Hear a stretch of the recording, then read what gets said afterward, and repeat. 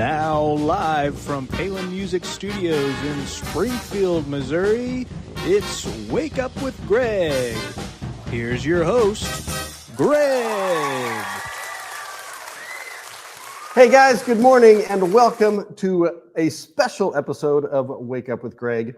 I'm your host, Greg Rosander with Palin Music Center, and we are happy to be here with you today. It's Friday. It's a beautiful sunny day. Is it sunny? Actually, it's kind of cloudy now that I think about it. We had some good rain last night, kind of cooled it off a little bit. I think we're expecting a little bit more rain today, and it's going to be hot this weekend. But hey, happy to have you here, all you folks out there in YouTube and Facebook land. For those of you new to the show who've never seen this, don't have any idea who we are, what we're doing, this is Wake Up with Greg. And I am here every Friday morning, 9 a.m. Central, to share the coolest instruments on the internet for you. Instruments available for you to purchase on our website at palinmusic.com or all of our other resources, especially in our stores all throughout the southern Missouri area and in Kansas and Oklahoma and Arkansas. We're everywhere. So I'm happy to have you here. We've got the live stream chat going on, so be sure to leave your comments, ask your questions. I'll be happy to give you a shout out. Let us know where you're watching from in the world. And we'll have a good time with that.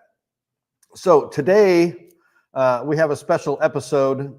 We've got a special guest live from Las Vegas, Nevada, Mike Del Quadro of Del Quadro Custom Trumpets. We'll bring him on here in just a second, but we got a couple little business things to take care of. First of all, do all those social media button pushes. Hit the like, hit the subscribe, hit the share, hit the comment. I already talked about the comments, so you can do that. But get the word out about us. We're having fun around here, and we've got a ton of stuff on social media. We've got our daily live from the store at 3 o'clock on our other Palin Music channel. You can meet Mike and Chase and Emmett and Elijah and all the guys down there doing all kinds of cool stuff. We got Danny on Mondays talking about what's broke on your guitars, if he can do that. And then, of course, just Chords and Coffee with Nate and all the other fun stuff we've got going on. Had an amazing show last weekend with our Cars and Guitars event. We had on Saturday, beautiful, perfect weather, a huge turnout, amazing cars all over the place. Sadly, my car was not working, so I was not able to get my my 66 Mustang there in all of its glory. I was having some thermostat issues, but it's all working now. 8 trips to the auto parts store later and 15 hours of time behind the wrench. It was a mess, guys, but it's working now. So I did it. I got it working. And then tonight, 7 p.m. here in our Springfield store, we've got a Bad Cat amplifier extravaganza. We got Max behind the scenes here. He could probably tell us more about it, but the guys from Bad Cat Amps will be here showing off all the coolest pieces, and it'll be live, full on, come in and try them out and win some amps, win some other cool, fun stuff. So that's about all the biz we've got. Let's say hi to Max behind the camera. Jordan's down there working on the Bad Cat event. Good morning, Greg. Good morning, my friend. How are you? I'm vertical. You're vertical. Well, that's good. Well, thank you for stepping in as always and keeping things running here. Really appreciate you.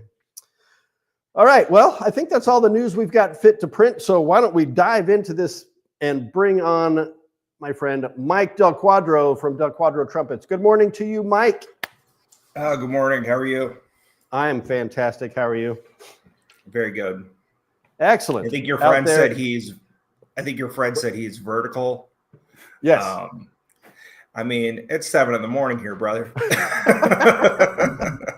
So we are extra fortunate to have you vertical today. Is that your third cup? This is my third cup. Excellent. I typically don't meet customers till 10. My beard doesn't wake up till 9:30. So gotcha. Well, the beard is looking epic this morning, so I really do appreciate you getting up a little extra early for us. Thank you, sir. It means a lot, so I appreciate that.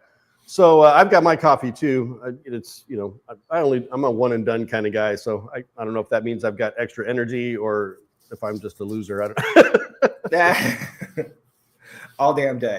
But it keeps me working. All right. So all of you folks out there in trumpet land that aren't familiar with Del Quadro trumpets, Mike, why don't you just give us a brief history of who you are and how you came about? And I mean, you don't have to get into like your birth story, but the birth. No, I mean, we can get into the birth story. I mean, I was born here in Las Vegas, Nevada.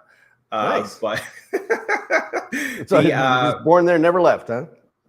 No, I absolutely left. I was not raised here. I was raised in a small Arizona town. Obviously, came up as a trumpet player. I think we all hit this crossroads at some point in time where either we realize it consciously or subconsciously that this ain't going to work out, that I'm not going to be a trumpet player as much as I might want to be Miles Davis. I'm not going to be, no matter how much I practice, maybe the dedication isn't there, whatever the case may be. And I think about the time that college was not working out for me, I was very fortunate to meet a repair technician that just completely changed my life. Nice.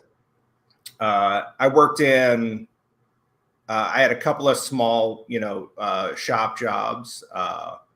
One was actually here in Las Vegas. I moved not back here, but I moved here for the first time shortly after college and got a job in a music store where I was very fortunate to meet my wife.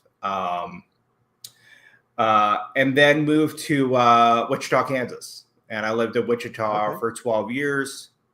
The shop that I moved there to work for is actually a Palin now, a store called Sensei Music. Did you work at Sensei? Yeah. I did not know that. That's cool. I worked there for the first 18 months that I lived in Wichita.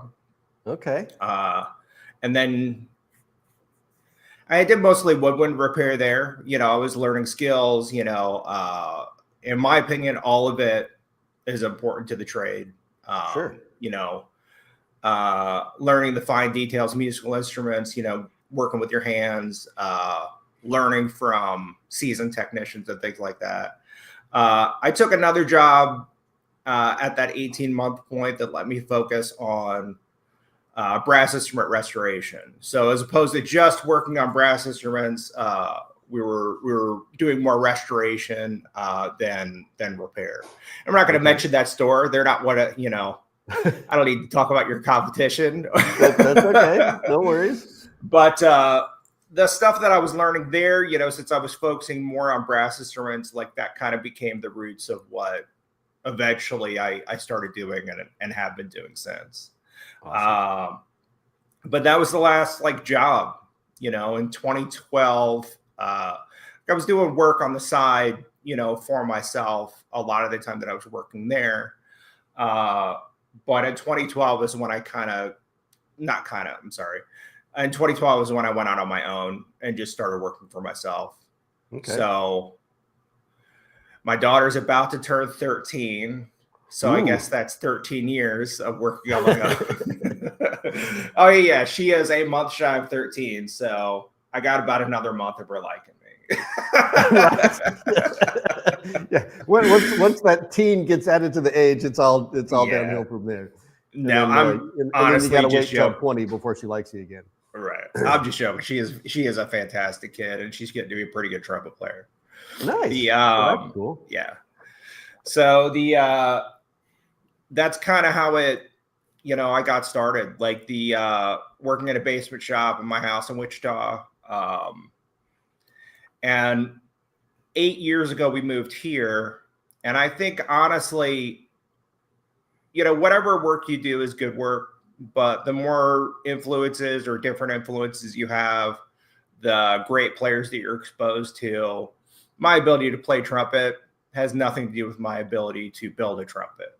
Right. So the feedback from great trumpet players who rely on playing the trumpet to, pay their mortgages, that kind of stuff, I think, is what has helped me kind of come up to another level. I'm not saying I wasn't exposed to great players in Wichita. There are fantastic players in Wichita, but there's just different players here and far more players that don't live here come here. And Wichita, as beautiful it is unfortunately flyover country. And nobody really goes there. It's not even a layover. But yeah, you know, as hot as it is here in this couple of months that we're currently in, it's a lot of great players come through here. Cool. Who are some of the big players you've had the pleasure of working with? Oh man, do you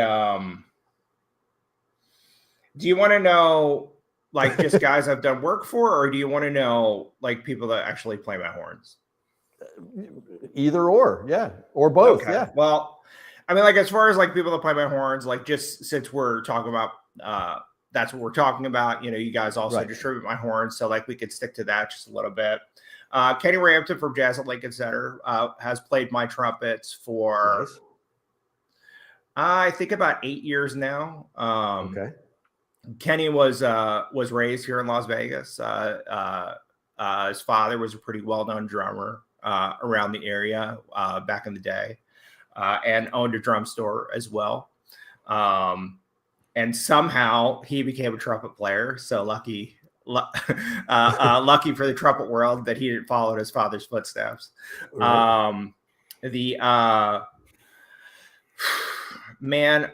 Recently I got Mike Bogart playing my trumpets. Formerly a Tower Power, Maynard Ferguson band. Man, and there's a couple other people coming to mind that I probably shouldn't mention, just because they haven't gotten their horns yet. But yeah, you know, being in Las Vegas, I've had the pleasure of doing work for people that, you know, guys from Earth, Wind, and Fire, guy who plays for the Doobie Brothers, Charlie Peterson, who plays for oh come on, Mike, what's his name? Barry Manilow. It's early. You need that fourth cup of coffee to pull that one out. Barry Manilow. I've had the pleasure of doing work for Carl Fisher, who obviously plays for Billy Joel. That's awesome. I've done some work for Rashawn Ross, who lives here locally. I've had the pleasure of doing a little bit of work for Wayne Bergeron. Oh, cool. Don't tell Yamaha. But yeah, I mean, what's that? I said, don't tell Yamaha. Well, you know, I honestly speaking, like the run-ins that I have with Yamaha, there are some pretty down to earth, cool people. Yeah. I mean, like I think they very clearly understand that guys need stuff. You know, maybe it's not always on their Yamaha trumpet, but even if it is, I think there is this being able to repair instruments is a pretty wide sliding scale in the respect of you have somebody that has lots of experience, but maybe has never worked with people with a ton of experience. Right. Or you have people that, like myself, that have been doing this for getting on 23 years now, and have worked for and worked with a ton of people with a lot of knowledge. So like, I think your reputation, a lot of times, your reputation is what leads people to you. And if your reputation led people to you, then typically companies like Yamaha are okay with you working on their stuff, but maybe not just your average jabroni. Right. So yeah, the people at Yamaha have always been pretty cool. Well, that's nice. Glad to hear that. Right on. Are you guys a Yamaha dealer? Should I not be talking about them? Yeah, no, we're definitely a Yamaha dealer. In fact, we're a Shokunin dealer. I don't know who that is, but whatever. that's the it's a Yamaha like dealer level kind of. Oh, okay, right on. Yeah. Very cool. That just happened this year. Okay, cool. So one thing that I wanted to say, first of all, we at Palin Music Center love your trumpets, and they have been doing so well for us that we can't keep them in stock. In fact, these arrived. I was on vacation last week, so they were on my desk Monday morning. And I've already had like 4 people reaching out to me to ask about them. In fact, one of them I think is probably going to sell after this show because the guy I was talking to is he's trying to decide between the Grande Campagna and the mother, and so wasn't sure which one he did. So I was like, well, watch the show. We'll get all the deets on that and let you know exactly which one to get. So I'll do my best as far as the details. What you're saying is a common problem with other dealers. Right. I'm just one guy, man. You know, my daughter's 12. As she gets bigger, she'll be more help, I'm sure. But it's difficult to stay on top of it and keep the flow of work going as much as I might schedule. I mean, it's interesting listening to your show. I listened to one of the shows that you sent me with a saxophone manufacturer, and he's talking about that they're months behind and they have a crew of people. And I talked to other manufacturers and they're hundreds of horns behind. And like, obviously being a smaller manufacturer, if I was hundreds of horns behind, man, I wouldn't even have time for this conversation. But, you know, at times we'll find myself weeks behind, you know. But even with that, like right now, you know, good for you having had vacation last week. I have vacation coming up this coming week. So fortunately, I've worked really hard the past couple of weeks to try and get caught up. But even with being caught up, that it's like you look at the schedule and it's like, man, I owe 2 horns to this guy. You know, Palin's going to sell these horns, or they're going to want a couple more horns. This other shop wants a couple of horns. But then in the same respect, I got customers that have come here to Las Vegas and paid me deposits that expect their horn on the date that I promised their horn. And like, it's an incredibly great problem to have. Sure. But I can't say that it doesn't give me stress. I want you guys to have it. I want you guys to have inventory, but in the same respect, with having inventory, it means the horns aren't selling. So when you don't have inventory, that means that the horns are selling and that they're sought after. People actually want them. So if people that was the point I was going to make. It's like, it's good that we don't have inventory. I mean, it's good that we get it, but then we want it to go just as quickly as we got it, you know? So I couldn't agree more, you know, if it's hanging out and having birthdays, that's not an ideal situation. Yes. I remember a store that I worked for that we would do inventory every year, and from a specific manufacturer that they were a dealer for, there were a couple of those that we would inventory it and say out loud, see you next year. Yeah. You know, that it's like we had dead inventory from that manufacturer, that it's like, man, we should blow this stuff out. These don't play very well, so on and so forth. But like, again, if they're flying off the shelf, I'll take that as a compliment. But like, absolutely, it means I got to work harder. That's all good, man. It's all good.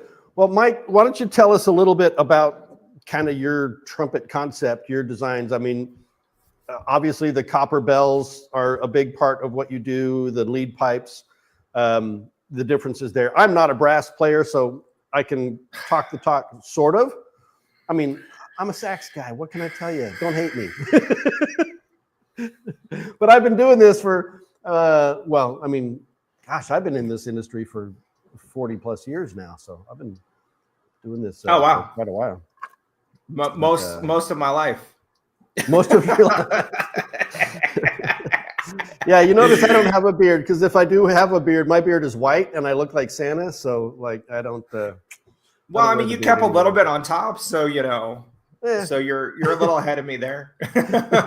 So as far as there's not much up there. As far as concept goes, it's all really just been an evolution. You know, you build something, somebody likes it, you take notes from there.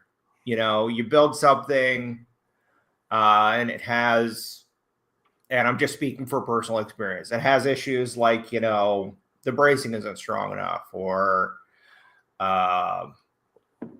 there's intonation issues, or the upper register doesn't speak, or it's feels heavy, or, you know, has a dense sound, or, you know, whatever. You take those notes, you lick your wounds, and you evolve from there. So like currently I've got, and I'm looking over across the table because I have a bunch of horns sitting on the table. But currently I've got 7 models, and all of those I've kind of branched off of one. And there are models that came before those that are, you know, somewhat embarrassing naked baby pictures at this point in time. But from at current, everything kind of branches off of the one model that I have. With the initial starts really did revolve around those copper bells. The copper bells are electroformed copper bells that are similar to how the Kahn company made their bells, 70, 80 years ago. And I just always liked the look of copper. You and me both. It's just something somewhat out of the ordinary. There's just always been something that was attractive to me about it. And you could get these bell blanks from it's Anderson Silver Plating that makes these electroformed copper bell blanks. When I was starting, you could get them for like $40. And this is getting on 20, about 20, 22 years ago that, you could get these for around $40. Now they're, about 90, but so I could buy these bell blanks and experiment with them. And I'd say, a couple years into my career is when I was starting to try to figure out how to bend them. And I mean, even that, just working on these copper bells has been an evolution in itself. Let me grab one of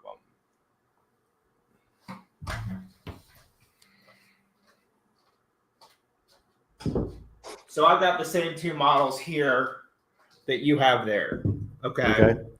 And you've got a Grande Kapana there, and I've got a Grande Kapana here. And this is not the first one. This is like within the first 3 or 4 Grande Kapanas that I built. It's the oldest one of my horns that is still in my demos. The first one went to my local playtester, Gary Cordell, who has 3 of my trumpets. 2 of them were the prototype of that model. And part of the reason why he has them is because he helped me develop them. So the Grande Kapana, it uses a 5.5-inch copper bell.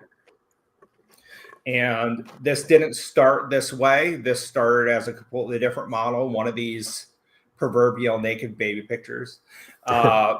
He bought that model and took it on the road to play for the national tour of a show called Love Never Dies. Which was an Andrew Lloyd Webber show. Yeah. So he played the previews of that show. He brought multiple horns with him, including my horn.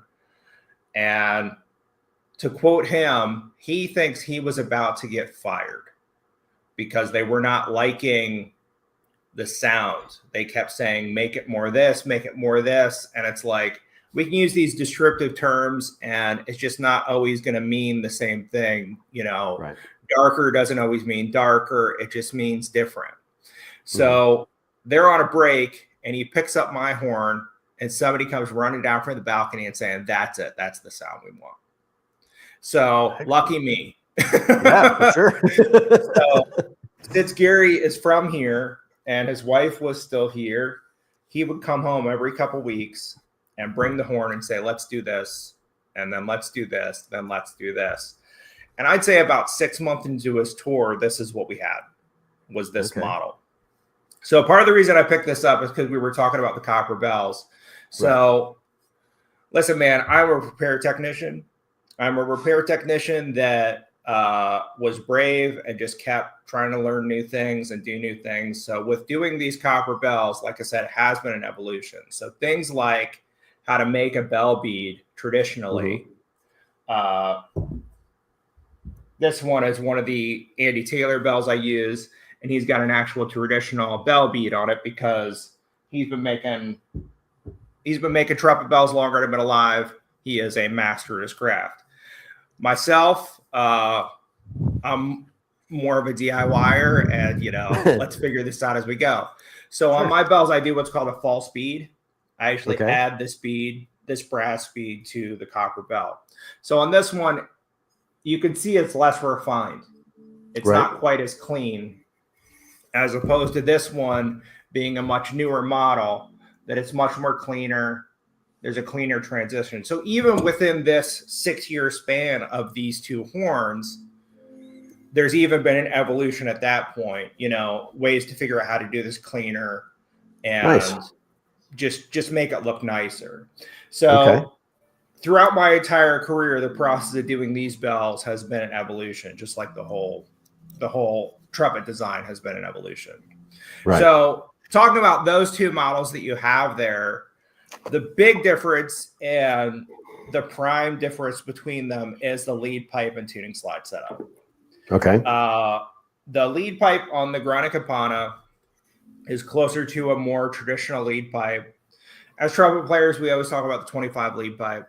I don't need to mention the company that this 25 pipe is attached to. Everybody knows. Everybody on this side of the bell knows, it's really been the most used and copied lead pipe, across the trumpet world. I think we find these combinations and tapers that work, and there's reasons that so many people have copied that lead pipe.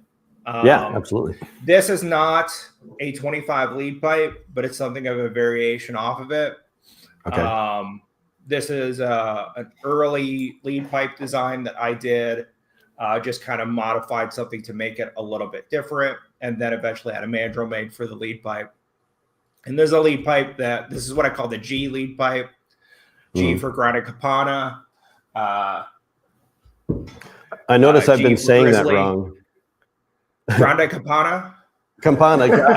I've been pronouncing it Campana. Are you guys an AR dealer? AR Resonance? No. Okay, I won't talk about him too much then, but Anthony Rapiculo, who's an Italian trumpet maker, he also told me I pronounce it wrong. But I'm Italian American. Sorry, buddy. I'm doing my best here. But anyway, the G lead pipe is kind of a variation off of the 25 with a more traditional tuning slide on this large 5.5-inch copper bell. That's what this model is. I think it is really the copper bell that gives it the unique sound that it has, the depth of color, and all that stuff. So comparatively, the mother trumpet, it is a larger blowing lead pipe, a reverse larger blowing lead pipe.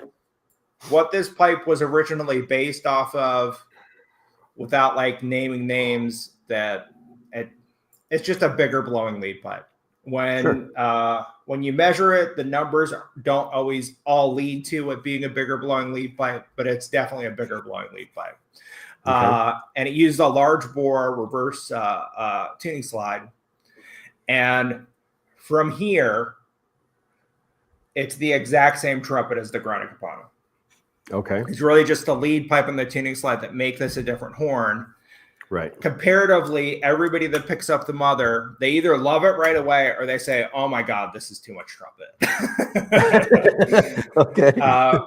For me, as the guy that designed this trumpet, honestly speaking, it's a little too much trumpet for me. But if I played trumpet every day, maybe I would like it more. Look, man, you're designing stuff for other people. Just because I don't wear a size 15 shoe, if I was a cobbler, I better still make one. Right. Absolutely. And for me, this is a size 15 shoe, but I wear 11 and a half. And so for me, that's the best point of comparison. Okay. This is one of my most popular trumpets. Right. This is one of my most popular trumpets. I mentioned Mike Bogart a little bit ago. This is the trumpet that he plays right now. Awesome. So it's a very popular horn. Otherwise, I wouldn't continue to do it. But for me, it's in the lead pipe. The lead pipe is just too much pipe for me. But we have so many of these trumpet guys that, I need a large bore. I need a lot of room to walk around in the horn. This is the horn for them. Okay. I'm a little bit more conservative a player. All right. Well, Mike, tell me a little bit, again, because this is not something I'm super familiar with, but you have these both marked as a step bore. So what does that mean in the sense of the trumpet design? So I think it kind of speaks to that you take something a little bit more traditional that it's a 459 bore trumpet. Right. Medium large bore. Your medium large bore, 462 or 464 or 470 for a large bore. Mm-hmm. Boy, that's confusing depending on the company you're talking about. The Sure. So all of my trumpets, the valve set is medium large bore. Okay. All of the trumpets, the valve set is a medium large bore. But then, okay, this is Granite Kapana. So it is 464 right here in the tuning slide. And it's 470 right here. Oh, wow. Okay. So the board jumps around in the horn. Gotcha. So the Granite Kapana is 459 bore all the way to here, and then it jumps up to 470 at the bell. Okay. Yeah. So there are plenty of manufacturers that do stuff like that. I mean, I'm just using that term to explain that it's not a consistent bore. Okay. I think other people use that term in the respect of that it does gradually step up, throughout the tubing from start to finish. Mm-hmm. But I'm just using it more to explain that it doesn't stay a consistent bore throughout the horn. Okay. I think a lot of trumpets are step bores without identifying the model that way. There are quite a few well-recognized models that you start measuring the horn, you realize, oh, this is 445, but it's 460 at the bell. Yeah. Cool. Well, that definitely clarifies some info for me, which I think is really cool. So I know you've got several other models, and you've got a new Cornet. No, the Cornet is not new. The Cornet's not new? Is it the Bugle? No, the Cornet new? I have no. There isn't. Apparently, I don't know anything. Sorry, brother. The Cornet, I did the first Cornet in 2015. Okay. Honestly speak, okay, so like I set up for playtesters this week, and playtesters typically come here to play B-flat trumpets. So I have all of my B-flat trumpets sitting on the table here, and the two trumpets that are not sitting here, the two horns that are not sitting here are my C trumpet and my Cornet, because I just wasn't thinking about that, I was going to do this and talk about all of the instruments. No, but the Cornet, the first one I did in 2015, and I did the first C trumpet around that same time as well, which my C trumpet is just derivative of my B flat trumpets. Everybody that plays my C trumpet says, wow, this feels like a B flat and C. I mean, we want our instruments to play in tune. I think there are traditional ideas behind what a C trumpet should be, but I don't use those traditions. Tradition's kind of boring. Anyway, the Cornet and the C being slightly less popular models, I think the reason why you might be thinking that the Cornet is new is because I just don't advertise it as hard as I do some of the B flats. Yeah. The coincidentally, the last 3 orders I've taken have all been for Cornets. Interesting. Okay. So yeah, there's a local brass band here, so 2 of them are for guys on that, and 1 of them is for a guy who just got his B flat and wants a Cornet to complement it. But the Cornet, I could run out to the shop and get it, but I don't want to interrupt the show. But people that look up the pictures of the Cornet, that is the only instrument that I built that I had an idea for how I wanted it to look.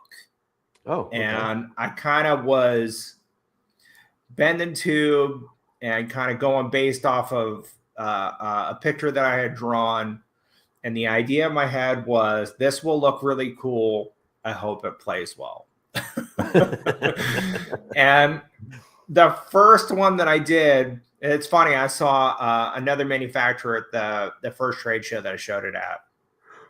And he looks at it, he says, this looks really cool, but so what key was it in when you first finished it?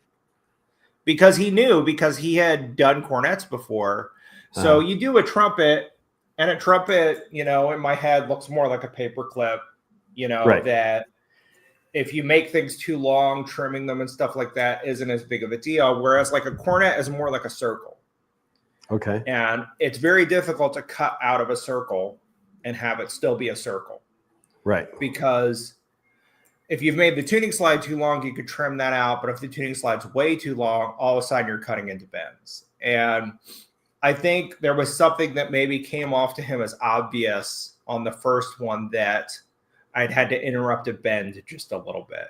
Obviously, I figured it out after that one, and they were a little bit cleaner from there.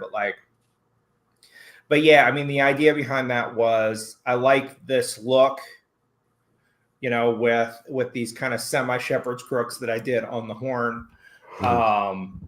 And then I was happy that it played well. But yeah, the Cornet's not new. It's just not something that I push as hard. If I've got to travel to a trade show, as opposed to drive, I have to fly to a trade show. Plenty of times I won't bring the Cornet. Okay. Just if I've only got so much space, I'm not gonna send another or a bigger box just to fit that horn in. So Nice. it's the one that gets cut first. All right. Well, hey, tell me a little bit about the finishes, because that's one of the things I absolutely love about your horns is how freaking cool they look. Thank you, sir. So those finishes, those are done with a chemical.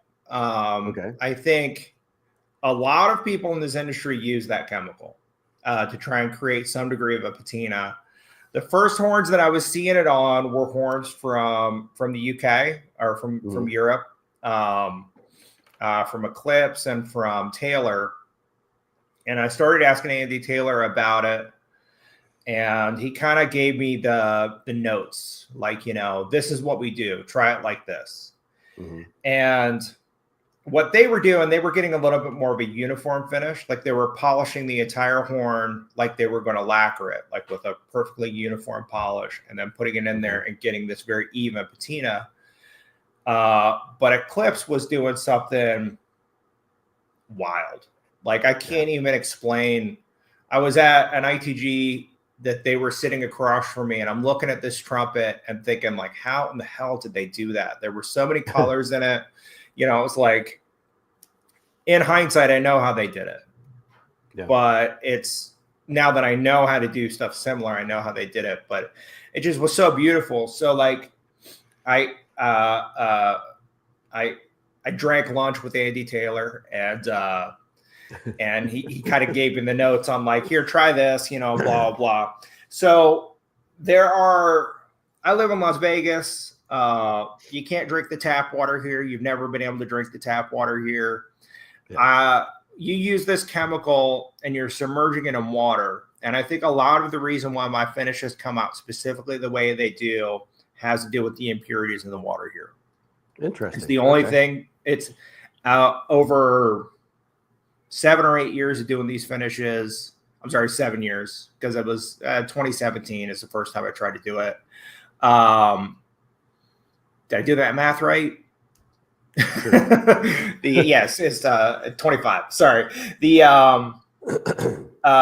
That's what I've deduced, is that it has to do with our water here. So anyway, all of them come out kind of different and unique. I'll try to replicate stuff that I do in those finishes, as far as like, I think one of the bells you have there came out a little bit more purple blue.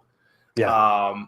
The chemical reacts really, really, really well to the copper.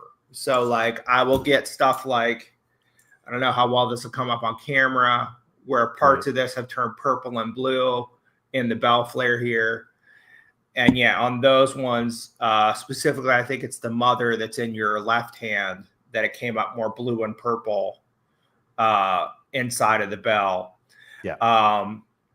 So it's a unique finish, but since it is just tarnish, it does eventually rub off, just like, like anything else, from your hands and all that stuff. I've got one here that I did the finish before the ITG conference, and you can see where people have held it depending on the reactions from their hands and stuff like that. Sure. But these finishes can be lacquered. The colors don't always stay quite as vibrant, but honestly speaking, the last couple we had lacquered, all the blues and greens and stuff stayed in it, and it was nice. They were quite beautiful with a nice glossy finish over the top. Okay. Cool. Well, Mike, we are about running out of time, unfortunately. I can sit and talk to you for another hour because we didn't even get to the interesting subjects yet. We didn't talk about Mexican food. We didn't talk about puppy dogs. Like, well, let's do that. You don't want to know the tragedy of Darth Plagueis the Wise? Come on. Nice. Yeah, right. What's your favorite Mexican food? We don't get good Mexican food out here in Missouri. I'm really making a joke there. Like it was honestly a very funny realization when I moved to Wichita that there isn't good Mexican food everywhere in the country. Right. You know, that I'm very fortunate to have been raised in the Southwest where we trip on good tacos. But yeah, I'm sorry. I was honestly just making a joke there. No, I was born in Arizona and raised in California. So Mexican food is very cool. A real important part of my life. So yeah. So you completely understand. It was part of our 100%. It was part of the reason that we moved back this way from Wichita. Yeah. Like amongst many other reasons, like, look, man, the barbecue is great in the Midwest. Sure. There's plenty of things that the Midwest does really, really well. You got something you need to put a ton of cheese on, they know what they're doing. Okay, right? But this for the cuisine, this is where I need to be. You know, like, you know, you want tacos? Yeah, I want tacos every day. Let's go. Every day. Let's do it. All right. Tell me about your dog real quick. Oh, I got a couple dogs. Couple dogs. We just adopted a we're not sure what he is. He's some sort of shepherd mix. He's about 8 months old. I am surprised he hasn't made an appearance during this discussion. I think he had early breakfast, so maybe he is on his first nap of the day. I don't know. But he is he has some sort of Vegas mutt shepherd mix. I like it. Who knows? American brown dog. And the other one we've got is about 2. We thought he was a lab puppy when we adopted him, but he ended up being about 6 weeks older than we thought. And he looks like he gained maybe 3 pounds since we adopted him. He looks like a Chihuahua on a lift kit. I've kind of got one of those too. I've got a pug. We've had pugs most of our days, and I've got one right now. But then we also rescued he's supposedly a Chihuahua, but not exactly sure what he is. He's right. A very tall Chihuahua. Looks more like a cross with an Italian Greyhound or something. I don't know. Yeah, he is. Percy is something like that. Yeah, very, very much like the long legs, like an Italian Greyhound. Right. Yeah. We call him. I mean, his name is Grant, but we call him Boop because he's like the pro at just doing the nose. Boop. Yeah. Percy does that too. Yeah. Percy, nice. My wife calls him Boop as well. Well, that's cool, man. Well, Mike, man, it's been an absolute pleasure chatting with you and getting to know you a bit. And super excited about these horns. Can't wait to get them in the hands of some customers here and get some more on order with you. So, yeah, order some more horns. We'll absolutely do that. All right, so, brother. Thank you so much for being here, and we'll chat soon. All right, take care. Folks, thank you all for being here. I really appreciate you and the pleasure of your time and spending your time with us to learn about these really cool instruments. We're going to wrap this up, and I'm going to send you out of here with this. Helping people make meaningful music is what we do. And when you're ready, we're here for you too. We'll see you next week. Bye-bye.